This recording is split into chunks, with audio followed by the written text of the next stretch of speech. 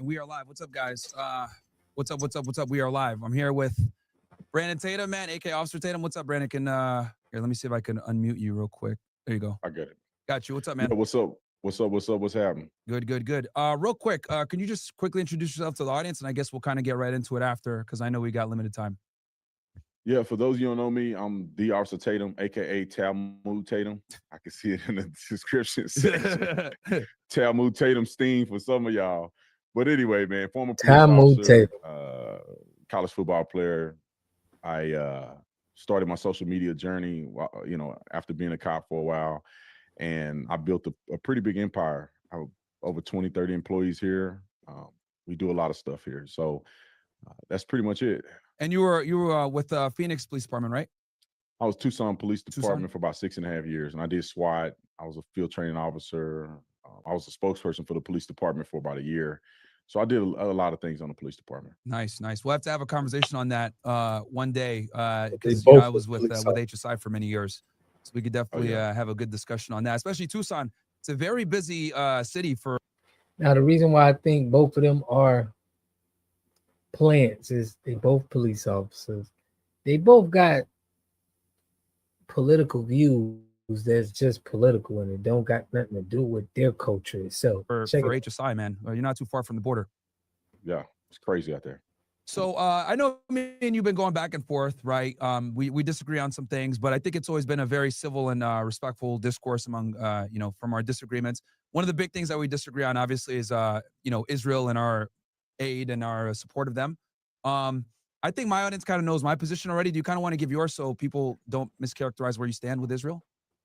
Yeah, I mean, my support, I'm a stunt Zionist, to say it bluntly.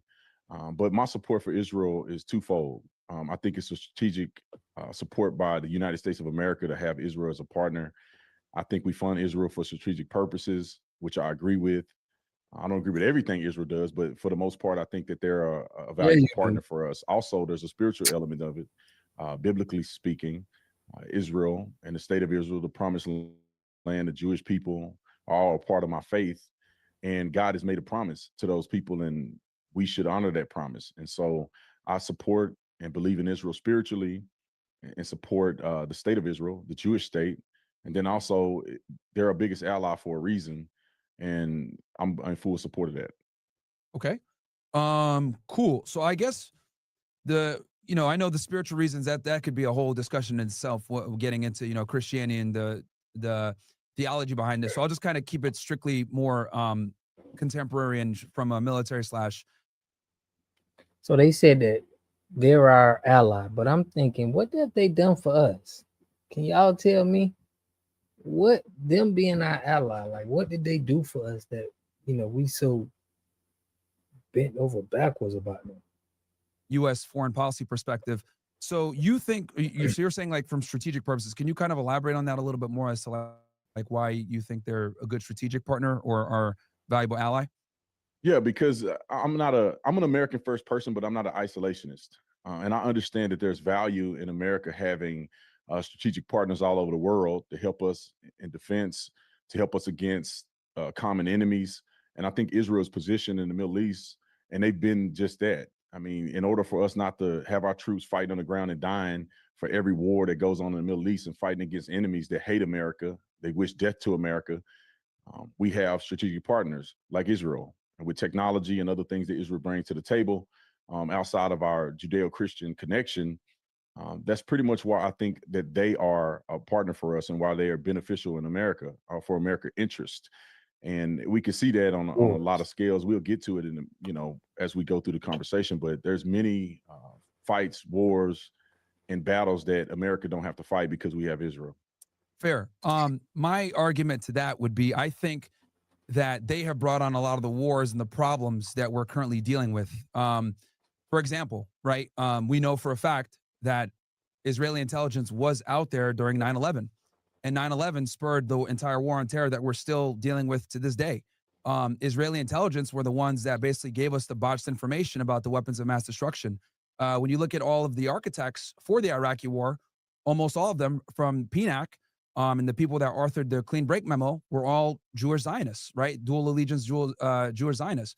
from, Bill Kristol to Douglas Feith to Daniel Pearl to Wolfowitz, all these guys, all the architects of the Iraq war were all Jewish neocons. And I think that they've caused quite a bit of problems for us with this war on terror. And if it had not been for our interventionist foreign policy, which is structured by Jews, we wouldn't have the problems that we have now with the Middle East. I think that the only place I disagree with, and I think we agree on the fact that we shouldn't be fighting endless wars and stupid wars that don't benefit America's interests. Agreed. And I think we did get dragged into a war. But the difference in what you believe and what I believe is that I don't think it's solely the responsibility of Zionists and responsibility of people from the Middle East or Israel. We have our own intelligence. We have our own military. And the biggest thing about this is he getting paid? That's what everybody want to know. If you rocking with him, you rocking with him, bro. But we feel that you're getting paid. They're paying influencers. They got people that they sending money to. They got their connections to. So are you getting paid, brother? That's what we want to know. And we have enough common sense to fight our own battles if we deem necessary. We don't engage in every single war that comes up and every single war that is beneficial for Israel, right? We're not fighting in Gaza, and we had limited capacity to fight in Iran. We're not fighting Hezbollah. We're not fighting any of these other front wars that Israel is fighting currently. We're not putting boots on the ground and doing any of that. Mm-hmm. So we have strategic positions in those, and we're not ignorant. And people act like somehow our military personnel don't have common sense. We fought that war in part for a benefit for America. And I don't believe that it benefited America as much as the warmongers would have liked it to. But it was an American's decision to do that. Israel didn't even help in the war in Afghanistan and Iraq. They didn't help in any of it. They didn't have boots on the ground. Yeah, and they're the ones that got us shared. That's what shared makes intelligence. It so bad. Well, they shared intelligence with us, but they didn't fight in the war. So a person can say in part, bad intelligence. You say bad intelligence, but at the end of the day, the onus is on our people. Just because they come with intelligence, we don't verify intelligence. We don't make our own decisions. I don't think that's a fair statement. I think that you could say that they've given us bad intelligence. And if so, our government was responsible for taking those intelligence and running with it. Our government was the one that spent hundreds of billions of dollars, trillions of dollars in a war, and we were there for 20 years. We didn't ask Israel to help us whatsoever other than intelligence. So I think that we have to hold a bag on that. Yeah, well, okay, fair enough. Members of our government made really bad decisions, but let's ask, why did they make those bad decisions? Because they're Jewish and they have an affinity and a desire to support Israel. A lot of these neocons that I'm talking about from the Bush era in the early 2000s are Jewish, right? Let's just be honest here that Jews have an affinity to the land of Israel, and that makes them have dual allegiance. That creates inherent problems. And the reality is that they've had this strategy since 1996, since Benjamin Netanyahu took office after Yitzhak Rabin was assassinated, which many suspect he was killed by a Likud, well, not even suspect, he was killed by a far-right Likud party member who people to this day, to include Yitzhak Rabin's widow, believes he was the one that was behind him being assassinated because he struck the Oslo Accords, which would have been the framework to a potential two-state solution. So Netanyahu gets into power, and then a bunch of framers write the clean break memo in 1996. And in that memo, it illustrates all the Middle Eastern countries that they want to take over. Iraq was at the top of the list. And then you fast forward to the year 2000, PNAC puts out a paper, Project for a New America. In that paper, they say they're going to have a Pearl Harbor-like event. They would need that to institute some type of regime change. And then bam, a year later, 9/11 happens.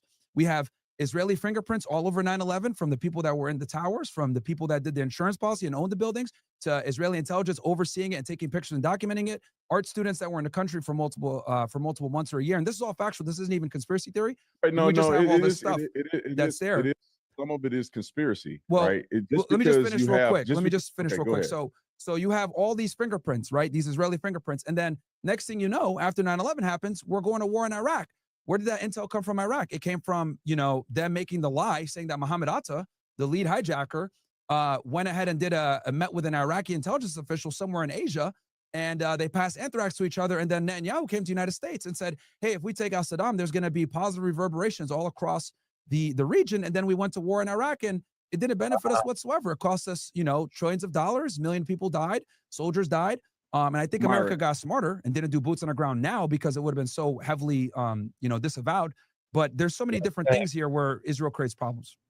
Well, this is the thing. If you want to say it was a joint venture that went south, then I wouldn't disagree with you that it was a joint venture. But to blame Israel and blame the Jewish people or Jews for the entire scenario, I think is disingenuous. The I'm not commander in blaming all chief. Jews. I'm blaming No, the Jews I that get were in what you're power that saying. wrote this stuff. The Jews are in power, but you got to understand, unless you are saying that George Bush had absolutely no he had no fight in the game, or he had no say in what we do in the military as the commander in chief of the United States military. You have to act as if somehow he don't have any say, or he's not responsible whatsoever. Well, that's almost Bush. obfuscating responsibility from the bad policy positions of our own government. No, you're So if right. you want to say in a joint venture, and there's two sides to think about it. You could say in a joint venture in good faith they acted and it was wrong, or you could say in a joint venture they acted in something that's not in the best interest of America. We're not in the business of doing regime change, and our government was a part of that. So I think we agree that Afghanistan was a catastrophe. I think we agree that we shouldn't have been in Afghanistan and Iraq the way we had been. And our government was wrong for that. But to obfuscate responsibility and act as if it's just the Jewish leadership and the Jews are running America and the policies and all of their intel, we just take at face value with no type of resistance whatsoever. I just don't think that that's the case. If you want to argue that Jewish influence had a part in it, of course it did. Of course they were But our allies. that's precisely the problem. You have American politicians that are Jewish that are putting the needs and the needs of a foreign government. Americans. No, there was every politician is not just Jewish. No, well, I'm not saying every politician. I'm talking specifically. I'm saying you got to say the entire Congress, out of entire Congress that approve wars. Especially in both House and Senate. Let me explain. How many Jewish people were involved in that? Almost all the framers, all the people that are pro-war, right? The people that were the decision makers. Remember, and let me say this too. Bush was effectively asleep at the wheel with the whole war and the war on terror. Bush was extremely inexperienced, incompetent. It was Dick Cheney that was running everything. And under Dick Cheney is not a Jew. No, I know. But everyone underneath him, right, that were the framers of the war, right, were either hardcore Zionists or Jewish. Okay. Okay, let's make a difference there. Are you saying that your argument is Zionism and Zionist? Are you saying that Jews that's crazy are the problem? It was both Jews and Zionists. The ones that aren't Jews are super pro hardcore Zionists. So, but the reality is, but that's a problem. That's a big problem. I think the problem is that how is it a problem if you want to say that unwavering loyalty to Israel, in a part that affects America negatively without any due diligence, that is a problem. I agree with you. But when you bring up Jews as if it's somehow uniquely Jews are involved in this, or they're leading the charge here, I disagree with you. This man is being paid. They gotta be paying you well. We have never seen nobody cape like this for nobody. Now, if you say Zionists, that includes Americans who do not have necessarily a lineage from Judaism or a lineage from Israel. They're just people who believe in Israel's existence. Those to the are detriment of the United States, and that's the problem. Well, we got no benefits from the war on terror. To do with, why is it just isolated as the Jews? Okay, so see, and this is what everyone is kind of scared and everyone dancing around it. I'm just going to call it like it is. The main architects and perpetrators of the wars in the Middle East are American Jews that have a dual allegiance to the United States.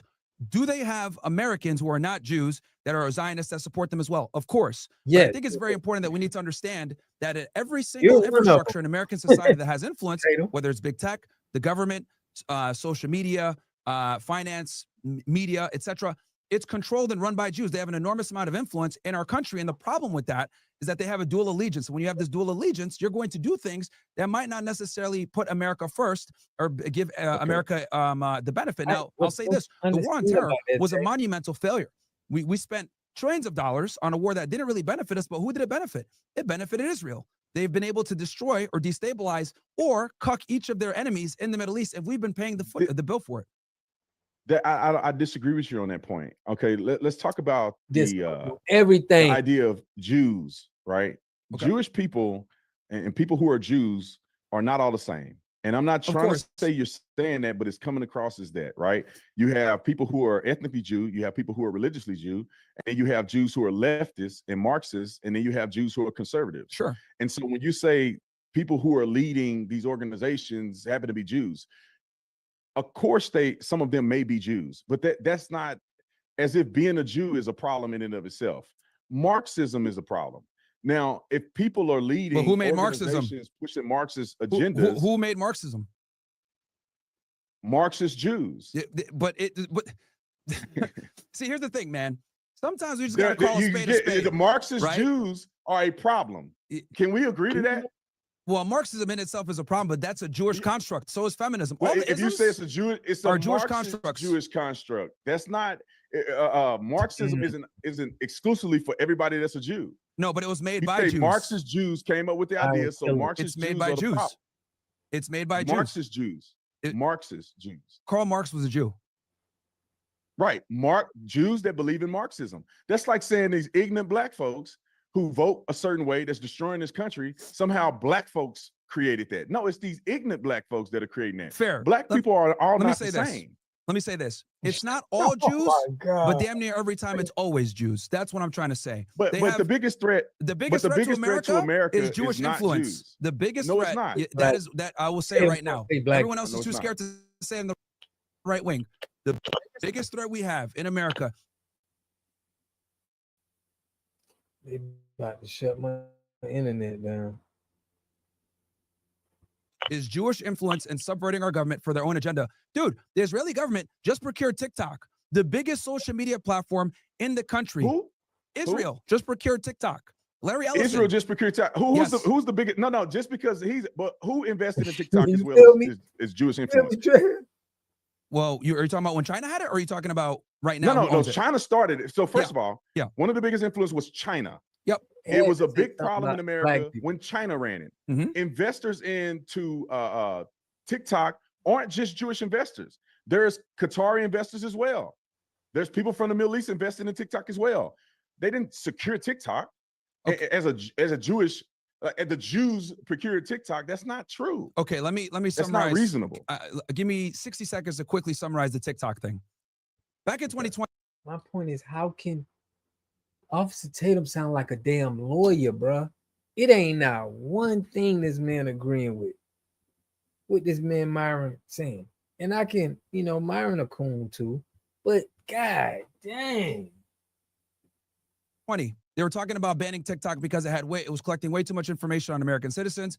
They were thinking about getting rid of it. They never got around to actually do it. Fast forward, October 7th happens, and TikTok becomes incredibly pro-Palestine versus, 30% pro-Israel, about 70% pro-Palestine. Jonathan Greenblatt goes to Israel and talks to the Knesset, or one of these government institutions, and says, hey, we have a problem in America. The youth are being indoctrinated by TikTok. They're seeing way more pro-Palestinian content. We need to do something. All the Jewish organizations in America, all across the West, got together and said, we need to rally against TikTok. Trump comes into office. What does he do? He gets TikTok down for about a day, and then he's able to get it back up. You can't put the watermelon emoji. You can't put from the river to the sea. All that stuff is banned. Fast forward even further. They're still not satisfied with how TikTok is being pro-Palestine. Larry Ellison acquires it. Now, all of a sudden, 2 days later, you can't type in AIPAC. You can't say America's run by Zionists, any of that stuff. So they're effectively beginning a censorship regime as we speak. This is all speculation and conspiracy. Larry Ellison is a huge supporter of the IDF. He's one of the biggest donors, and he's a Jew as well. Look at X. X is the biggest anti-Semitic platform on planet Earth. They're going to censor Why that is too. it that case? And Elon Musk is not an anti-Israeli person. It's because it's a free speech platform. Now, do people see that there's a problem with anti-Semitic rhetoric? Yes, they do. So if the person who procured TikTok wants to, we're seeing a problem with black rhetoric. How y'all speaking on black people? We ain't speaking on the white violence that's going on. Y'all always talk about black people and generalize them. But then when it comes to the small hats, we can't generalize them. It's like they be so soft with them. But when it comes to us, you will say whatever you want. You will generalize. You will say whatever. To combat that, that's their own agenda. You can't spew anti-Semitic things on any other platform except X. You can't do it on YouTube. You can't do it on any other platform. Now, just because this platform is associated with a Jew, don't necessarily mean it's some Jewish agenda for them to curate speech. Bro, do you see how bad Officer Tatum, both of these guys, how y'all talk about black people? Y'all don't do the same to no other race of people. Do it to the small hats then. Why don't y'all do that same thing that y'all doing to us to them? It's a reason. If this was the case, So it's just a and coincidence that they acquired TikTok as Israel's trying to do a rebrand. Netanyahu's doing a bunch of interviews. They're putting money into influencers. They had a meeting in New York with a bunch of influencers literally 2 days ago. Now they get TikTok. You don't think that it's all just a coincidence? no, so you telling me the entire existence of TikTok is framed around Jewish propaganda? No, you know how many that's people not on what I'm TikTok, saying. billions of people all over the world that are on TikTok that have nothing to do with Israel. That's not what I'm and don't care saying. nothing about anti-Semitism. So you're saying that the crux of this is somehow because of Israeli propaganda or because of anti-Semitism? No. It's not the case. Let me explain TikTok why was I'm a threat saying to that. America that had nothing to do with Jews. Okay, fair. When TikTok was a threat to America because of Chinese spyware, we didn't get it banned. It still existed. Well, no, they were in the process of banning it. They brought it to Congress. No, listen. Since They 2020. banned it on government devices, so the government couldn't have TikTok on their devices way before anything was talked about anti-Semitism. So our government already took proactive steps to ban TikTok in various forms. Yeah, but they were trying to ban TikTok. They were trying to, and they didn't do it, right? They were talking about banning it back in 2020. I remember, you remember, cool. And then they didn't get it done. However, it wasn't until TikTok started becoming more pro-Palestine and the Jewish lobby and Zionist groups started complaining that they were able to get it banned. So in other words, American national security when it comes to Chinese counterintelligence is not as important as making the Zionist organizations happy and getting watermelons banned. That's power.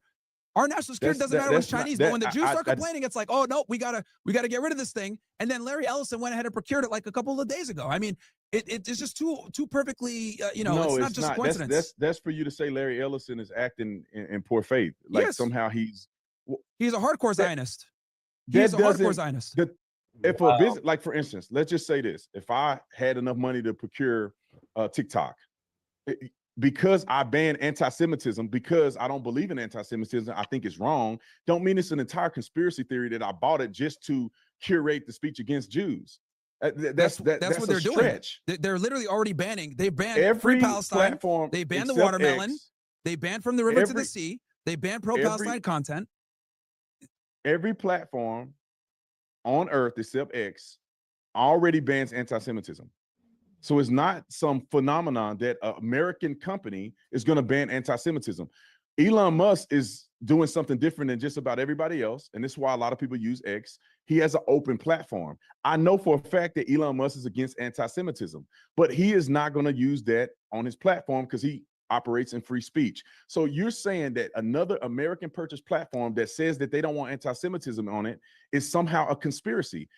No one in their right mind will only look at procuring a major multi-billion-dollar company, trillion-dollar company, just for the sake of curating speech around anti-Semitism.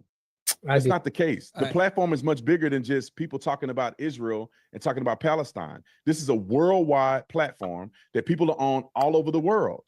And you're talking about the speech about Israel and Palestine is probably a very small percentage of what influencers and people who operate the platform is actually talking about or experiencing. Because through all the years, this wasn't even an issue until this war happened.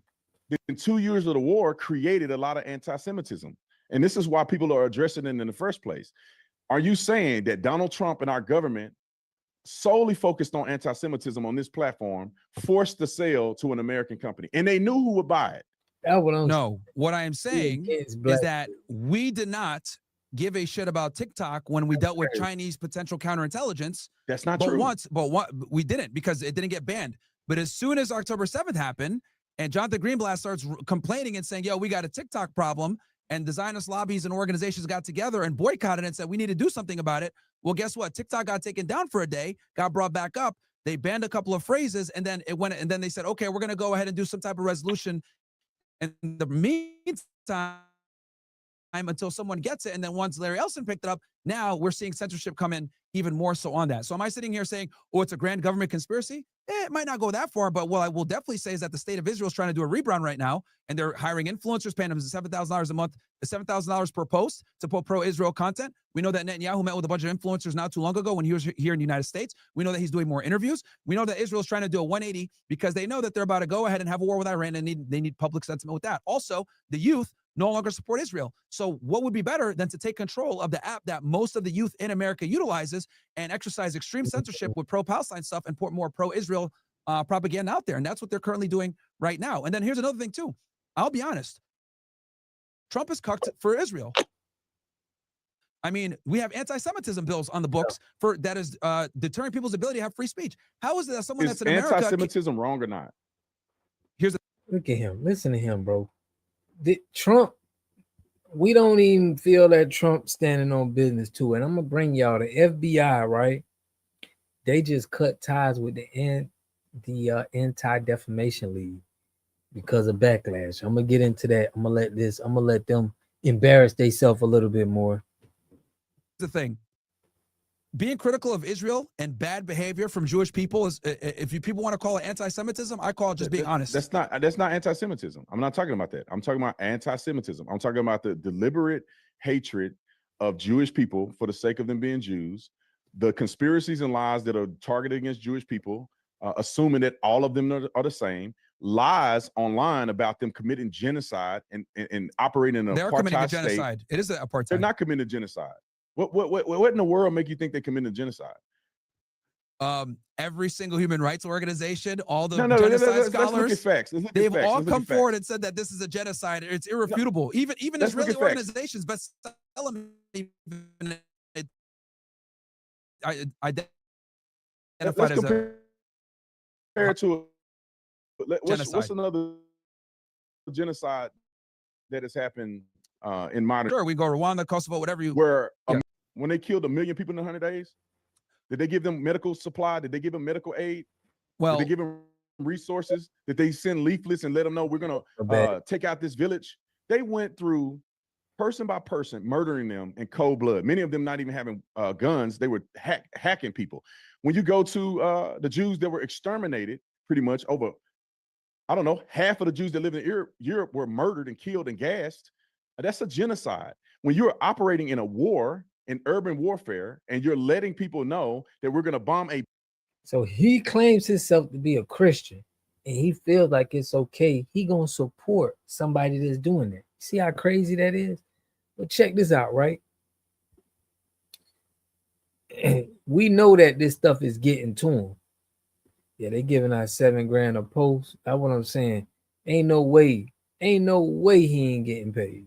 You couldn't tell me this dude is not getting a check. But check this out. They got to start doing something now because the ADL, everybody is giving this backlash. Let me turn this off. Everybody giving this backlash about who we supporting. So check this out. They just had to say here that the why they are facing backlash after the ADL. FBI Director Kash Patel acts to cut ties. So they got to cut ties with the ADL. So think about it. The ADL got ties in all the FBI. So FBI Director Kash Patel on October 2nd announced they were cutting ties with the Anti-Defamation League. Now, if y'all don't know the Anti-Defamation League, that's the small hats group to make sure, you ain't saying nothing crazy and they get you out of here. That's who they had on Kyrie Irving.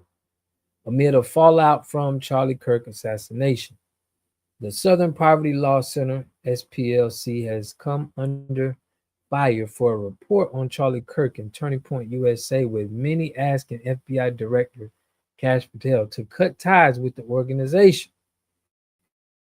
This comes after Patel announced on October 2nd that they were severing ties with the Anti-Defamation League amid a fallout from Charlie Kirk assassination, Patel had stated. James Comey wrote love letters to the ADL and embedded FBI agents with them, group that ran disgraceful ops spying on Americans. That era is over. This FBI won't partner with political fronts masquerading as watchdogs. His move came amid rollovers ADL's glossary of extremism, which had included references to TPUSA. Kirk, the conservative political activist who founded the group, was fatally shot and killed on September 10th. An archive ADL page reportedly said individuals associated with TPUSA have a history of bigoted statements about the Black community, the LGBTQ community, and specifically transgender people and other minority groups, as per to here. So that's crazy. While TPUSA repeatedly has stated that it rejects white supremacy ideology, white nationalists openly have attended their events. Moreover, extremists and far-right conspiracy theories have been featured on the American Fest conference and other TPUSA events. However, it should be noted that Kirk himself publicly condemned such group, insisted that they did not represent TPUSA and their beliefs, it added. So I don't know what's going on with this guy, and he's Indian. You know, Cash Patel. How the heck did he, how did he get that position? That's just crazy. But we seeing the ties with the FBI. Everything is tied in with these guys. I don't even think we need no more immigrants head of anything, because it's just gonna mean conflict of interest. If I'm looking at this guy, Cash Patel, I'm already looking at him like, bro, you ain't really from here, and we got a lot of foreign policies we got going on that we don't trust. It's just not a good time right now to be having these foreign leaders in our position, in my opinion. Right? We couldn't be Black and be running India, or be Black and be a president over there in Israel. So I just don't understand why we gotta have this in our country. Nothing against people, bro, from other countries that come here, but it makes me think we could be infiltrated. You know what I'm saying? When I see other cultures here and they in our government, like, bro, what the hell going on? They'll never let me be in the government. Let me be the FBI. How do you justify saying that they're intentionally going after a group of people to commit a genocide? Okay, so the thing with genocide is you don't have to have it written down and make it deliberate for it to be a genocide. It's killing a group of people in whole or in part. That's number one. So by definition, it is a genocide. Even Israeli human rights groups are coming out saying, yeah, this is a genocide. Maybe in the beginning it was hard to make that argument. Bro, this isn't even a war. This is a war. What do you mean? What do you mean it's a war? It's not a war. They have hostages. They have hostages still. They're still fighting the IDF. They're still killing them. They've lost plenty of soldiers in this war. It's still a war. It's not a war. Would assume that both parties have the ability to actually fight each other. We're talking about somebody losing don't mean it's not a war. Well, it's not about. Here's the thing. Okay, this is a genocide 100%. You mentioned food. There's a blockade. They can't get food. If somebody's saying it's not a war, it's lopsided, and you like it's a war just because somebody winning, that ain't. Bro, at some point, you are either with evil or you with good. It's not no in between. You gonna really want people to keep killing children and all of that around the city, and you ain't finna tell them to stop. Food, and since March they've been starving them, right? Because the blockade ended in early March. They've been starving them. And then number two, you said the leaflets. The whole leaflets thing, that's another scam. What ends up happening is the Israelis will drop these leaflets. Sometimes it doesn't get to the people. Sometimes they drop it and then the bombs are hitting as the leaflets are landing. This is assuming they're in the place saying, oh man, let me get this leaflet so I can be notified when I'm going to get bombed. Israel's bombing them indiscriminately and killing people. We have 60,000. That's not true. Where's your evidence that they're bombing indiscriminately? Gaza's totally gone. 90% of the infrastructure is gone. You say Gaza's totally gone, but do you know 90% why of the infrastructure is gone? Do you know why some of the buildings have been taken down? Sure, that they can go ahead and say, we know that there's terrorists there. Hamas is there. They're hiding. They not got just a base. Terrorists, not just terrorists. They have to give the authorization to do any of the strikes. Terrorists are operating out of these buildings, or if they're booby trapped. And we know, based on all of the information that's provided, they booby trap these buildings and they're taking them down. And think about this: if they wanted to kill all these people, they could have done it a long time ago. Why do they send leaflets in the first place? To create some plausible deniability that they're not doing a genocide, but they are doing. You don't see a video. You cannot find a video right now where you can post where they're sending leaflets and bombing at the same time. I can show you at least 3 videos. All right, so we see Officer Tatum is just defending, them 100. I still give it to Myron. I think he make more sense, even though he a coon too. But this is what we're dealing with, man. The black coons are just exposing themselves. But now I'm finna show y'all 50 Cent wrote a letter to Diddy's judge, bro, so he could stay in prison. Y'all, I ain't making this up, bro. This is totally legit. I don't know what done happened to Why don't you own apartment buildings? 50. Seriously, why don't you own these big apartment buildings? And I get it. YouTube chicks. Get ready. You know what to do, chick. So let's hit Chick Smooth. Hey, Chick Smooth. Appreciate all the coverage that you've been doing. I've been watching your shit for a while. I just subscribed to your shit too, bro. Oh man, not like this, 50. This is extreme hate. Now, if you guys do not know, Diddy is actually scheduled to be sentenced on Friday. That's right, you guys. In 2 days, we're going to learn whether Diddy is going to be home for Christmas or if he's going to get months, possibly years in prison. A lot of people from his family recently wrote letters to the judges. Even Young Miami wrote a letter to the judge in favor of Diddy. Now, today, victim number 3 in Diddy's case actually wrote a letter to the judge where she was advocating for Diddy. Gina wrote a letter to the judge claiming that she felt pressured to feel like she was a victim. She said, "I told them I was not, but they insisted that I was, even when I expressed my truth otherwise. I understand they concluded that I had been sex trafficked and involved in forced prostitution. I did not agree with that conclusion. I was not trafficked. I did not engage in prostitution with him or others." Now, keep in mind, Gina did a whole interview with Tasha K where she claimed Diddy stomped her while she was pregnant and also forced her to engage in certain sexual acts. And he started like punching me like this. Like he avoided my face, but he like started punching me like on the side of my head, and I was just like covering my face. And he did that. And then after he got done doing that, he like, cause he was standing, his legs were like stay in between me. So he stomped on my stomach like really hard. And I like took the wind out of my breath. I couldn't breathe. And he kept hitting me. And I was like pleading to him, like, can you stop? I can't breathe. And he like stopped for a little bit. He like grabbed my hair from the back and like was like punching the back of my head.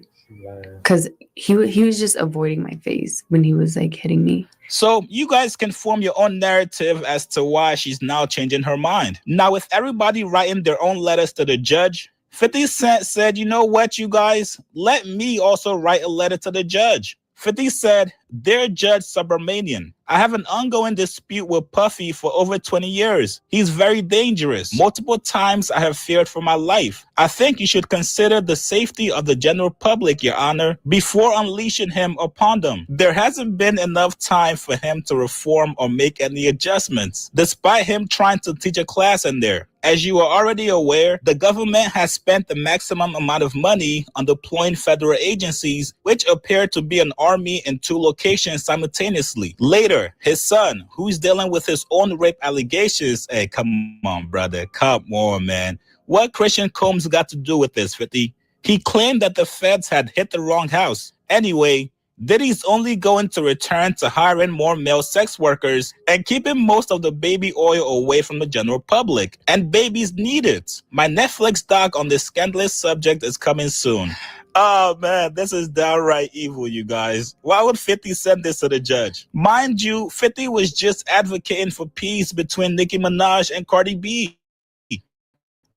Now, obviously, this is satire. This is 50 Cent trolling Diddy. He's not actually... I don't know. I think he may send a letter to the judge, bro. Are you playing like that? But you know, I still feel like 50 may really send that letter to the judge, bro. I don't know. That's a weird way to play. Sending this to the judge, but this is actually fucking hilarious. I'm sorry. Now, in all seriousness, you guys, prosecutors on this case are actually seeking a very hefty sentencing for Diddy. They're recommending 135 months in prison for Diddy. That's 11 years and 3 months. A lot of people feel like the prosecutors are just salty that they lost the case. People feel like that's insane amount of years just for hiring prostitutes. If you're Diddy, you're actually hoping that you get anything under a year. Best case is a couple months. Maybe you get out on time served. Or if you get a crazy amount of time, you could possibly get pardoned by the president. So let's see how this all shakes out in a couple days. We are less than 48 hours away. You guys get in the comments below. What do you guys make of 50 Cent's very funny letter to the judge? And how much time do you guys think Diddy might get on Friday? Like this video, subscribe to I don't know, man. I think they're gonna give Diddy a 10-piece, man. I don't think 50 did him no justice too. By him saying that, bro, you putting that out there like that. For real, who playing, fam? But man, that's what I want to cover with y'all today, man. I want to cover them too. The Diddy letter. I ain't even tell y'all the letter Diddy wrote. Hold on, let me read this Diddy letter real quick, fam. This is actually what Diddy said.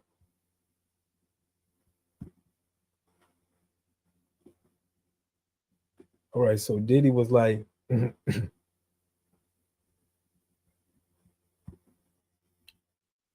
I get it, man. The man trying to come home. Nothing wrong with trying to come home, but that's what Diddy said, right? Diddy was like, Combs, who boasts a net worth of $400 million before his arrest, also laminated his conditions he's been suffering under alongside common folk inmates. But instead, insisted he wasn't asking for pity. The conditions that my actions have placed me in are inhumane. I don't tell you this for pity or sympathy. I'm simply sharing my truth and the truth of my fellow incarcerated people. We have no clean drinking water. Dang. 50, boy, you like the poor people out here, man. No clean drinking water. That's what we, that's what we come in at. And we boil our drinking water. We all share one washing machine, which is broken. I am surrounded by drugs and live every day with the constant threat of being stabbed or losing my life. Again, I am not expecting pity or sympathy, but my time in MDC has changed me forever. A Q had already, and I don't mean to laugh at the man, he's going through it. A Q had already started growing inside the Manhattan criminal courthouse Thursday night as paid spot holders held places for members in the media, influencers vying to seat for a seat inside for sentencing. Combs' legal team is pushing for his release on the 14th months he served during the lengthy trial. So he won't time serve. He don't even want. He ain't worrying about that. That's what I'm saying. What the Abercrombie and Fitch dude got? That's what I'm saying. Because seems like y'all being extra hard on Diddy. When that dude there, man, they gave him a bond and everything. The Albuquerque and Fitch dude, he got a bond. But all I'm saying is Diddy, I don't feel like Diddy getting up out of this one, man. You got 50 joking on you. It's just he in there with he should have talked. He in there talking about the conditions. They ain't got no clean water in it. Bro, ain't no clean water out here. Feel me? Clean water is a luxury, y'all. That ain't nothing you just got. You don't just get that from the government. You know what I'm saying? That's something you got to make sure you got. You feel me? You can go buy bottled water from the store and get juke and not even have clean water. So this is the time we living in, man. But yeah, man, y'all, I just wanted to tap into this Yanks, Red Sox, Niners, and Rams. Yeah, I wanted to tap in with y'all, man. But we definitely gonna be seeing what that Senate's gonna do. Me and Trev gonna be on the show on Sunday, man. We're gonna put something together for the culture. Shout out to everybody who tapped in, man. I appreciate y'all. Make sure y'all hit that like button for me, man. Push me on the algorithm. He needs some Voss water, man. Diddy in there dehydrated, bro. It's messed up, man, because I mean, he got tap water like everybody else, talking about he ain't got clean water. Bro, them jails got the same tap water they pushing out to the residents. So you thinking the jail bad? What about these people who got homes? That's the same water they get. Nigga, Diddy got that purification. Diddy had pure water going through the whole house. I guarantee you Diddy had purified water going through his whole house. That's why he's feeling it right now. Diddy like, I can't deal with this.